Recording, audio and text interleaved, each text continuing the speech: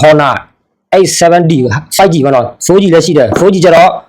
0တော့9000လောက်ပဲရှိတယ်ပေါ့နော်4000ကျော်9000လောက်ပေါ့နော်တကယ်လို့ 5G ဆိုတော့6999ကျပ်ပေါ့နော်ကျွန်တော်ကတော့ဒီ online platform မှာတဲ့အတွက်ကြောင့်ဈေးတော်နဲ့ရလာတယ်ပေါ့နော်ဒီ Honda ကဘာကောင်းလဲဆိုတော့အကျန်းကန်လည်းပေးလာသူရဲ့မှန်တာအကျန်းကန်လည်းအပေါ်ကနေအောက်ကိုကျမှဆိုတော့2ပေ3ပေလောက်အပေါ်ကနေအောက်ကျမှဆိုတော့မကွဲပေါ့နော်30ဒီခန်းနေရှိတယ်ပေါ့အဲ့လိုမျိုးဒီကောင်တော့ဒီ Honda တော့ battery 6500ပါတယ်အာသွင်းမြန်နှုန်းတော့35 watt ပေါ့နော်ဒီကောင်ကတော့ဘယ်နေရာမှာအားတာချက်ရှိလဲဆိုတော့ဒီအကျန်းကန်တဲ့နေရာမှာဒီကိုယ့်ရဲ့ကလေးကဖုံးဆော့ကျန်းတယ်ဥပမာကွာဖုံးဆော့ကျန်းတယ်ကွာဂိမ်းဆော့ရတဲ့စိတ်တူလို့ဖုံးပြစ်ကွဲတာတော့ဒါမှမဟုတ်လင်ညားရဖြစ်ပြီးတော့ထုထောင်းတာလို့ဆိုရင်ဒီဖုံးကွတိပေါ့နော်ဒီဖုံးကိုတုံးမယ်ဆိုရင်အကျန်းကန်တယ်ဒီတောက်နေပါတယ်ပဲသူကတ်တူသားနဲ့လှုပ်ထားပဲဒီတောက်မှာအကျန်းကန်အောင်သူလှုပ်ထားပဲဘာဖြစ်ဆိုတော့ဒီခုခေတ်ကစိတ်ထိမ့်မနာတဲ့လူကများတဲ့အတွက်ကြောင့်နည်းနည်းလေးဆိုတစ်ကနေဆိုဖုံးကိုပြစ်ကွဲမယ်ထုခွဲမယ်လင်ညားရဖြစ်ထုခွဲမယ်တမီစားရဖြစ်ရင်ထုထောင်းမယ်အဲ့လိုမျိုးလောက်တဲ့လူများလို့ဒီဖုန်းကိုသူတို့ထုတ်ပြီးတော့ပေါ့နော်ဒီ Honda ဒီကောင်ကကောင်းချက်ကတော့ထုထောင်းလို့မကွယ်တဲ့အချက်တစ်ချက်လည်းပါတယ်ပြီးတော့လည်းဒီဘက်ထရီပိုင်းမှာလည်းအားတာချက်ရှိတယ်ဘက်ထရီပိုင်းမှာကျတော့6500ပေါ့နော်သူရဲ့ဘက်ထရီကကျွန်တော်ဆော့တာတနေကုန်ခံတယ်အပြည့်သွင်းမဲ့စီပေါ့နော်တနေကုန်ကြီးခံတယ်ဒါကတော့သူရဲ့ software ပုံသဏ္ဍာန်ပေါ့နော်ဒါကတော့သူရဲ့ဖာဒီကောင်တော့ NFC လည်းပါတာပေါ့နော် NFC ဆိုတာဒီဖုန်းကိုငွေရှင်းတဲ့ခါကျရင်ကိုဖုန်းနဲ့ပဲတုတ်ပြီးတော့ရှင်းရတာပေါ့နော် NFC ပါတယ်ဒီမှာဒါသူရဲ့ software ပေါ့နော်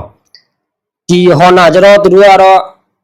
့ကာလာဘိုင်းမှာကာလာအားကောင်းတဲ့ Honda ကျတော့ဒီကောင်တော့ဒီသူရဲ့ကာလာဘိုင်းမှာကျတော့ Full HD ဖာပေါ့နော် AMOLED တော့မဟုတ်ဘူးနော် AMOLED ဆိုတော့ဟိုနည်းနည်းပိုကြည့်တယ်ပေါ့ဒါကတော့ NFC ပေါ့နော် NFC ကတော့ဒီပတ်စံငွေရှင်းတဲ့ခါကျရင်ဖုန်းနဲ့တုတ်ပြီးရှင်းလို့ရတယ်ပြီးတော့သူ့မှာဒီအရေးပေါ်ကရုပ်လည်းရှိတယ်ပေါ့နော်အရေးပေါ်ကရုပ်ဒါအပိတ်ဖွင့်ကရုပ်မဟုတ်အရေးပေါ်ကရုပ်ဒါတော့အပိတ်ဖွင့်ကရုပ်ဒါအတန်ချေကရုပ်ပေါ့နော်ဒါတော့သူရဲ့နှစ်ချက်ပေါက်ပေါ့နော်ဒါအသွင်းပေါက်ဒီအပေါ်တော့အသွင်းပေါက်နှစ်ချက်ပေါက်တစ်ပေါက်တယ်ပေါ့နော်ထိုက်စီပေါ့နော်ထိုက်စီဒါတော့ဟိုစင်ကထုတ်ထက်တဲ့ဟိုအပေါက်ပေါ့နော်ဒါဆောင်းပေါက်တော့တစ်လုံးနှလုံးတော့မသိဘူးဆောင်းပေါက်နှလုံးဖြစ်မယ်ဒါတော့ဆောင်းပေါက်တစ်လုံးအပေါ်မှာကျတော့အပေါ်မှာလည်းတစ်လုံးပေါ့နော်ဆောင်းပေါက်သေးဒါတော့စင်ဆာပေါ့နော်ဒီစင်ဆာဘာစင်ဆာလဲဆိုတော့ဒီအပူဓာတ်တွေဘယ်လောက်ရှိလဲဘာညာပေါ့နော်ဒီပစ္စည်းတစ်ခုကအပူချိန်ဘယ်လောက်များဒီကောင်နဲ့ချိန်ပြီးတော့နှိပ်ရတာပေါ့နော်သူ့အထဲမှာပါတယ်သူရဲ့ feature လည်းမှုပါတယ်အထဲမှာဒီကောင်ရဲ့ကောင်းချက်ကတော့ battery ပိုင်းရယ်ပြီးတော့လည်း 5G ပိုင်းရယ်ပြီးတော့သူသုံးနေတဲ့ CPU အောက်နောက်ပြတော့ပါလဲဆိုတော့သုံးတဲ့ CPU ကတော့ Snapdragon 6S Gen 3ပေါ့နော်ဒီ Gen 3ကဒီ 5G ချစ်ပြားပေါ့နော် 5G ချစ်ပြားဒီ 5G ချစ်ပြားline ဆွဲအားလည်းကောင်းတော့ဒီ Honda line လည်းအပြည့် line ဆွဲအားတဲ့နေရာမှာလည်းကောင်း battery လည်းကောင်းတယ်ပြီးတော့မညံကစ်ကတော့ 256GB ပါတယ် RAM ကတော့8GB ပါတော့ RAM ကတော့ဘာရှိကတော့15ပေါ့နော်ပြီးတော့ဒီ Honda ရဲ့ model Meiji OS ပေါ့နော် Meiji OS ကျတော့ version 9ရမယ်ဒီ Android version ဆိုတော့15ရမယ် Android ဆိုတော့15ဒါတော့ပေါ်တာ3လပဲရှိသေးတယ်ပေါ့နော်3လပဲရှိသေးတယ်အခုကျွန်တော်မှာတယ်ဆိုတာတော့ဒီအပျော် game အပျော်ဆော့ဖို့အတွက်မှာလာတာပေါ့နော်ဒါကတော့သူ့ရဲ့ပုံသဏ္ဍာန်ပေါ့နော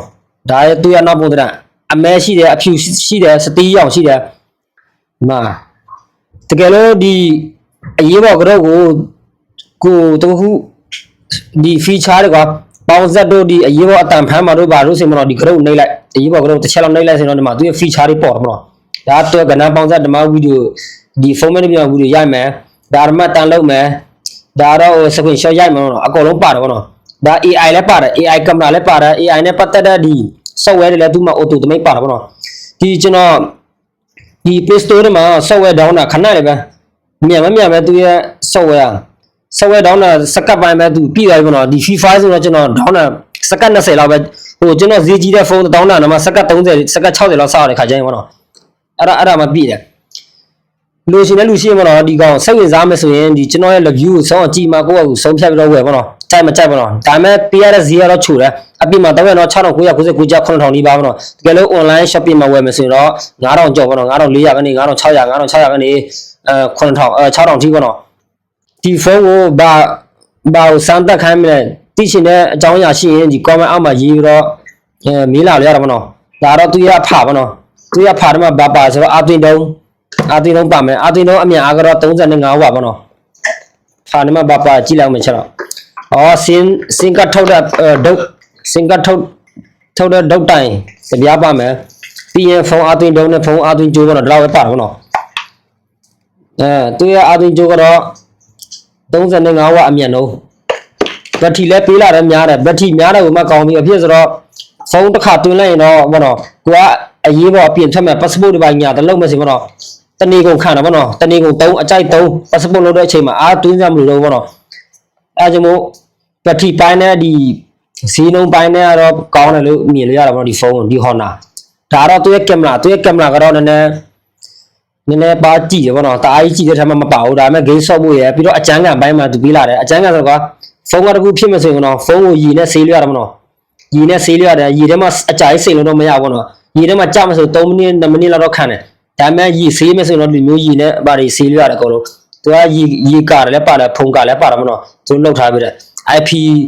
ရည်ကားဖုန်းကားကျတော့သူတို့ပေးလာတဲ့နံပါတ်ကတော့ IP 65 64ဘောနော် IP 64ကျတော့ရည်နဲ့ဆေးလို့ရတယ်ဘောနော်